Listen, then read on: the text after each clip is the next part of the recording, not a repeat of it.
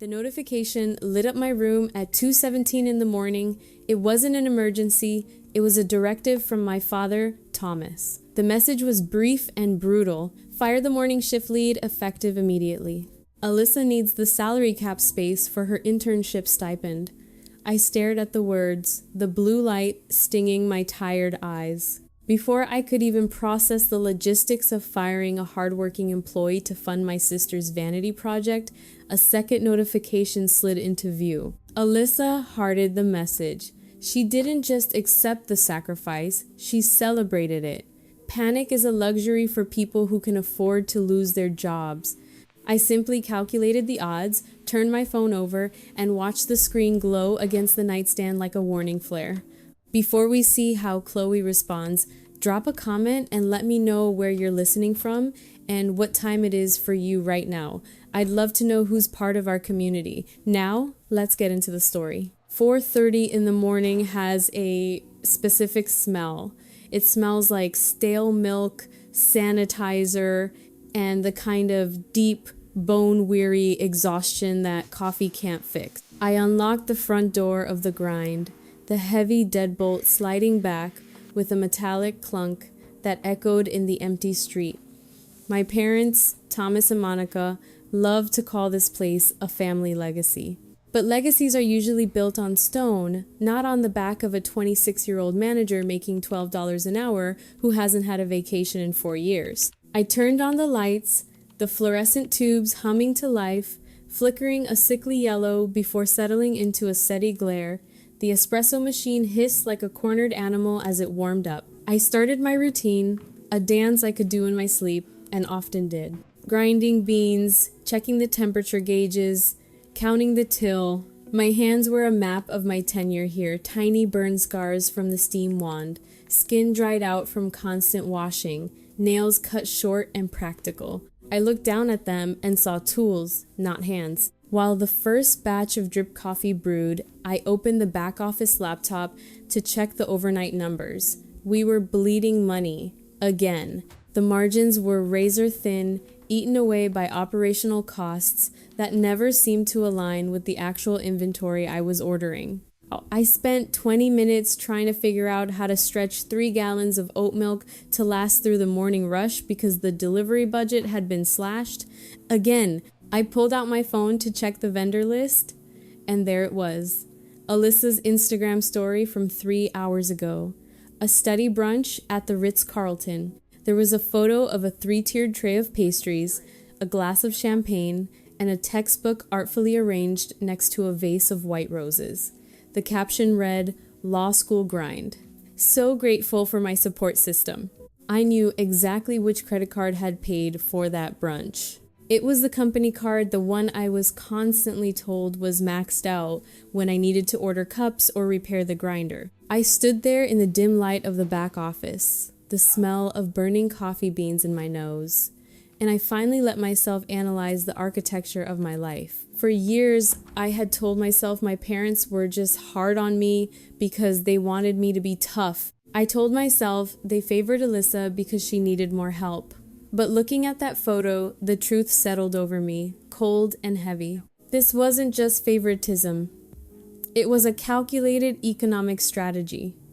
My parents hadn't normalized this cruelty because they hated me. They did it because it was efficient.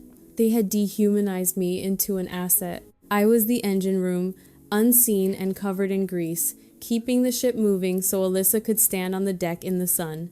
If the shop failed, I would be the one to go down with it. My name was on the lease as the manager. My signature was on the health inspection forms. I was the shield they used to keep their golden child clean.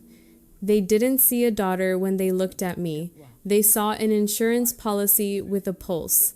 And insurance policies don't get to have dreams. They just get to pay the deductible. Thomas and Monica arrived at the shop at 10 minutes past 2. They didn't park in the back. They pulled right up to the curb in their leased Mercedes, blocking the delivery lane. They walked in like they owned the place, which technically they did, but they moved like customers who were about to complain about the service. Neither of them ordered coffee. They bypassed the line and headed straight for the manager's office, expecting me to follow. I told my shift lead to hold down the fort and walked into the cramped room that served as my command center. My father, Thomas, didn't waste time with pleasantries. He stood by the filing cabinet, tapping his fingers on the metal surface. Monica sat in the only guest chair, crossing her legs and smoothing down her skirt. Chloe, Thomas started, his voice tight. We've been looking at the projections for the next quarter. We need to make some adjustments. Adjustments was code for cuts. It always was. I braced myself. What kind of adjustments? We need to reduce operational overhead by 20%, he said, not meeting my eyes. Immediately. 20%. I did the mental math instantly. 20% wasn't trimming the fat, it was amputation. It meant firing 2 full-time staff members, switching to lower quality beans that would drive away our regulars, and likely cutting my own hours while keeping the workload the same. We're already running on a skeleton crew, I said, keeping my voice level. If we cut any deeper, we won't be able to open for the morning rush. The machines need maintenance. The staff needs to get paid. Monica sighed, the sound sharp and impatient. You always find problems, Chloe. This is about vision. We're expanding the family portfolio. We need liquidity. Expansion? I asked. Are we opening another location? No, Thomas said. We're securing a down payment assistance gift for Alyssa. She found a condo near the law school. It's perfect, secure, close to campus. We want her to start her career debt-free and with a solid asset in her name. The room seemed to shrink. They weren't asking me to save the business. They were asking me to cannibalize it so they could buy my sister a luxury apartment. A down payment gift, I repeated. You want me to fire staff so you can buy Alyssa a condo? It's an investment in her future, Monica said, her tone hardening. She's going to be a lawyer, Chloe. She needs a stable environment to study. We can't have her worrying about rent or roommates. And what about me? I asked, the question slipping out before I could stop it. I worry about rent every month. I have roommates. Monica's expression shifted from annoyance to pity, a look I knew well. It was the look she reserved for disappointing service workers and her eldest daughter. That's different, she said softly. We gave you a job when you had nothing, Chloe. When you dropped out of college, we took you in. We gave you purpose. Don't be ungrateful. I froze. The words wrapped around me like invisible chains. We gave you a job when you had nothing.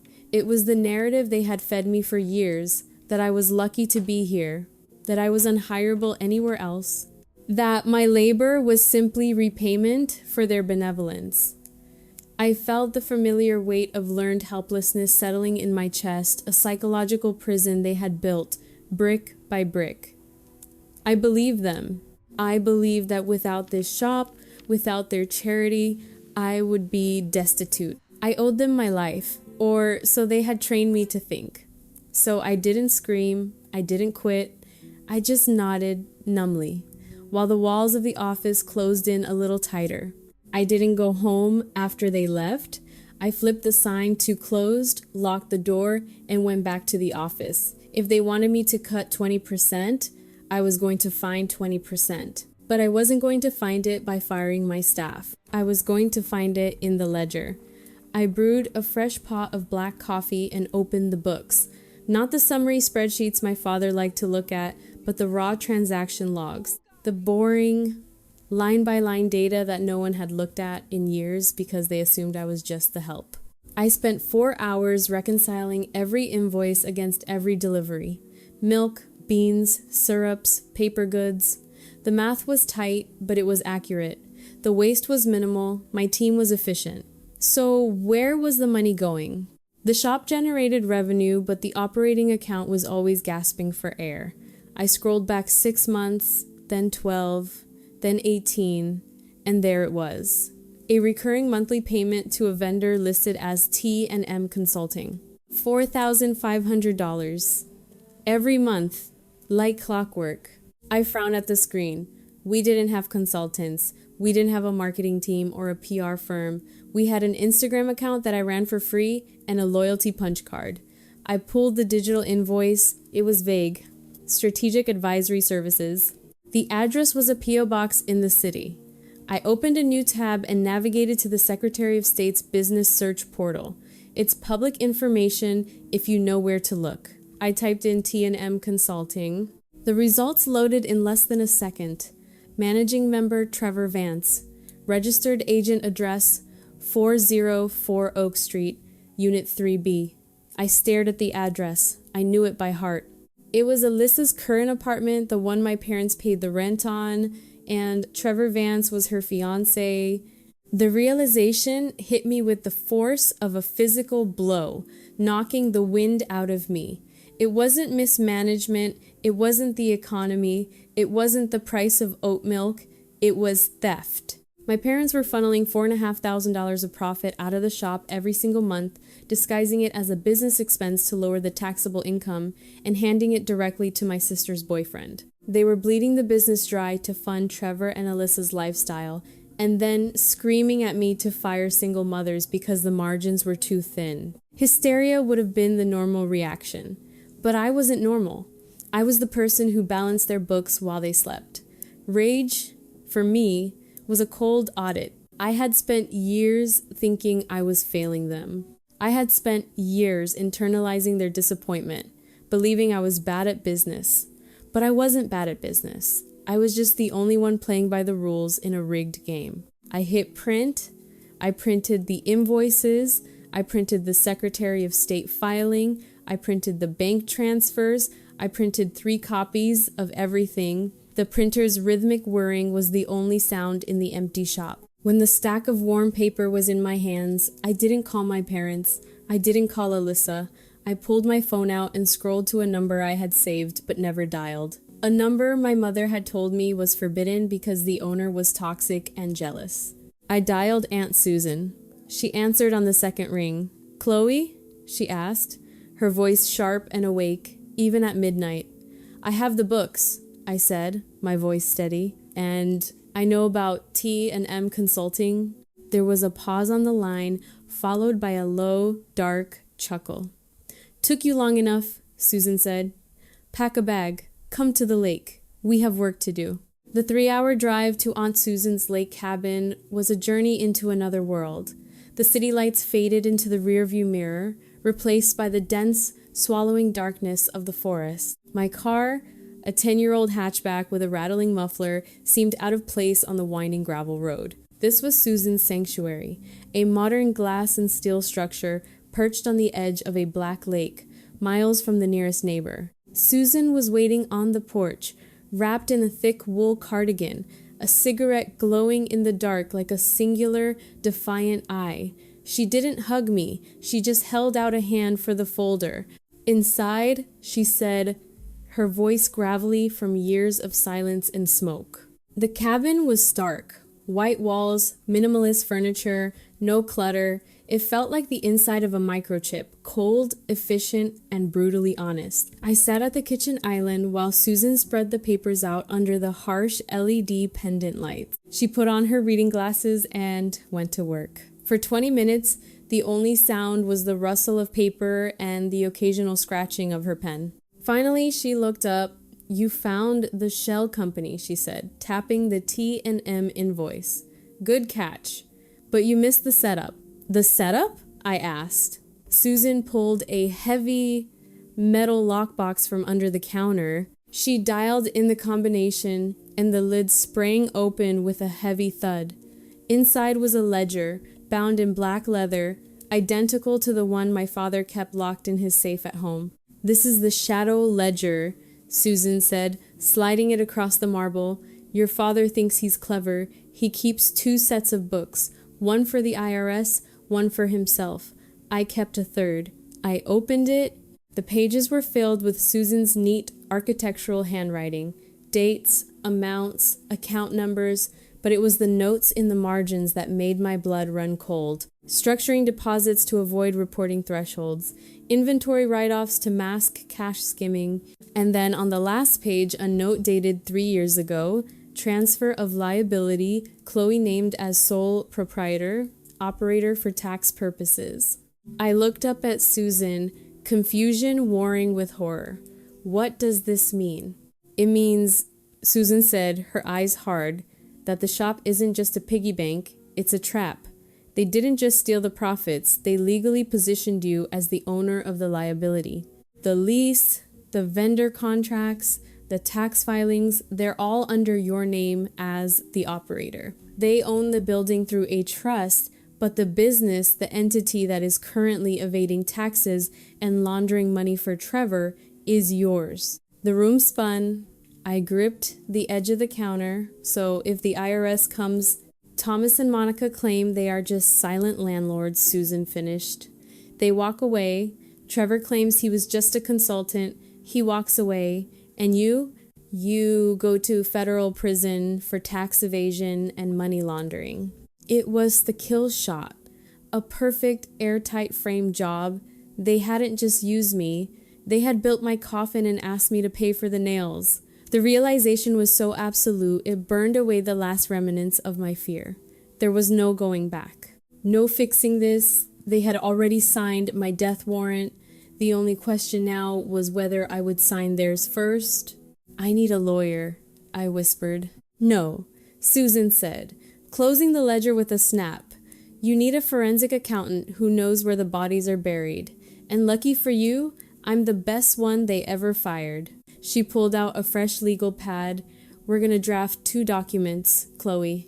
One is a confession, the other is a transfer of assets, and tomorrow morning, you're gonna make them choose. The high-rise office smelled of expensive leather and ozone. It was the smell of money, specifically money that had never been earned through sweat. Thomas, Monica, Alyssa, and Trevor were already there, seated around a polished marble conference table that probably cost more than my annual salary.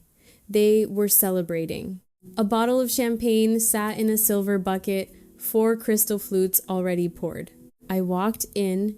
The heavy glass door clicked shut behind me, sealing the room. Silence fell instantly. I wasn't wearing my apron. I wasn't wearing the faded jeans and polo shirt they were used to seeing me in. I was wearing a tailored charcoal suit Susan had bought me years ago for when the time comes. I carried a slim leather briefcase. I didn't look like the help. I looked like an audit. Chloe? Monica asked, her voice faltering. What are you doing here? You're supposed to be opening the shop. The shop is closed, I said, my voice calm, projecting to the corners of the room. Indefinitely. Thomas stood up, his face flushing red. You closed the shop? On a Wednesday? Do you have any idea how much revenue we're losing? I know exactly how much, I replied. $4,500 a month in profit, minus the skimming. Trevor choked on his champagne. Alyssa looked between us, confusion clouding her perfect features. What is she talking about? Sit down, Thomas, I said. It wasn't a request. He sat. I walked to the head of the table, placing my briefcase on the cold marble. I opened it and took out 2 files. The blue folder contained the IRS whistleblower Form 211, fully completed, detailing the tax evasion and money laundering scheme with the shadow ledger attached as evidence. The red folder contained a transfer of ownership agreement for both the grind and Alyssa's new condo. I slid the files across the table. They stopped in the center, ominous and undeniable. You have 2 options, I said. Option A is the blue folder. I mail this to the IRS Criminal Investigation Division. Based on the evidence Susan and I compiled, you're looking at minimum 5 years for tax evasion, wire fraud, and conspiracy to commit money laundering. All of you. Susan? Monica whispered, the name hitting her like a slap. Option B is the red folder. I continued. You sign over full ownership of the grind and the condo to me. You retire, you move to Florida. You never speak my name or contact me again. If you choose this, the blue folder disappears. You can't do this, Trevor snarled, standing up. This is blackmail. No, I said, meeting his eyes. Blackmail is demanding money you didn't earn. This is a settlement. And Trevor, if you check the file, you'll see your shell company is listed as the primary beneficiary of the laundering. You'll go down the hardest. Trevor sank back into his chair, deflated. I looked at my parents. Thomas was sweating, his eyes darting around the room as if looking for an exit. Monica was crying, but they weren't tears of remorse. They were tears of a cornered animal. In that moment, I realized something profound. They looked small. For years, they had loomed over me like giants. Their approval, the sun I desperately tried to orbit. I had thought they were powerful, untouchable. But stripping away the money, the status, the lies, they were just terrified, empty people. Their power wasn't real. It was rented. It was bought with stolen money and maintained by my fear. And now that I wasn't afraid, they were nothing. The condo too? Alyssa whined, finally understanding the stakes. But that's mine! It was bought with proceeds from a criminal enterprise, I said coldly. Technically, it belongs to the federal government. I'm just offering to keep it in the family. Sign the papers, Susan's voice echoed in my head. Make them choose. Thomas picked up the pen. His hand shook so badly he could barely hold it. He looked at me, searching for the daughter who used to beg for his attention. He didn't find her. He found the CEO of his downfall. He signed. Monica signed next, sobbing into her designer scarf. Trevor signed last, not meeting my eyes. I took the red folder. I picked up the blue folder. Smart choice, I said. You have 48 hours to vacate the condo. And Thomas, don't forget to leave the keys. The air in the hallway felt thinner, cleaner as I walked away. I didn't need to look back. I checked my watch, 10 number the coffee shop would be open by noon, but this time I'd be unlocking my own door. 48 hours later, the ink was dry. The transfer of ownership for the grind and the condo was recorded with the county clerk at 9 a.m. sharp. My parents, Thomas and Monica, didn't fight, they didn't scream, they just packed. They listed their primary residence for sale quietly and booked one-way tickets to Sarasota, Florida. They claimed it was an early retirement. We both knew it was exile. The first thing I did as the new owner was serve the eviction notice. I didn't hire a process server. I taped it to the door of Unit 3B myself. Trevor Vance opened the door, looking disheveled and smaller than I remembered. He started to say something, maybe an excuse, maybe a threat, but I just pointed to the paper. You have until noon tomorrow, I said. Anything left behind becomes the property of the landlord. And Trevor? I'm keeping the security deposit. He was gone by sunset. The next week, the contractors arrived at the shop. We closed for 3 days, not for lack of funds, but for a restructuring. The old sign, The Grind, with its jagged, aggressive font, came down. In its place, we hung a clean, modern sign made of brushed steel and warm wood, Susan's Brew. I hired a new manager, a woman named Elena, who had been a shift lead for 5 years and knew more about coffee logistics than my father ever learned in a lifetime. I sat her down in the office, my office now, and showed her the new payroll structure. Starting wage is $20 an hour, I said. Full benefits for anyone working over 30 hours. And we're upgrading the espresso machine. Elena looked at the spreadsheet, then at me, her eyes wide. Can we afford this? We can, I said. Tapping the projection model Susan had helped me build. It turns out when you stop funneling $4,500 a month into a shell company for your sister's boyfriend, the margins are actually quite healthy. The first morning we reopened, the air smelled different.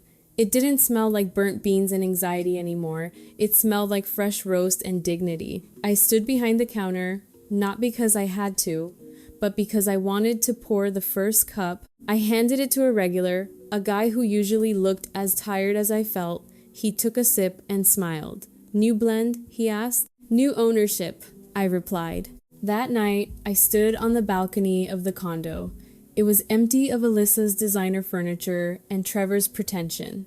I had the sliding glass doors open, letting the cool city air wash through the space. My phone sat on the railing. I opened the family group chat one last time. It was silent. No demands, no guilt trips, no passive-aggressive hearts. I hit delete group, then block contact for Thomas, Monica, Alyssa, And Trevor? It wasn't a dramatic button press, it was just administrative maintenance, deleting obsolete files to make room for new data. I took a sip of wine, bought with my own money, drank in my own home. I looked out over the city lights. I wasn't just a survivor anymore. I was a builder. My parents had tried to bury me, to make me part of the foundation they walked on. They didn't realize that when you bury a seed, it doesn't die. It grows roots. It learns how to navigate the dark. And eventually, it breaks through the concrete. They thought I was the help. They forgot that the person who makes the coffee knows exactly what's brewing. If you've ever been underestimated by the people who were supposed to protect you, share this story. Let them know you're watching.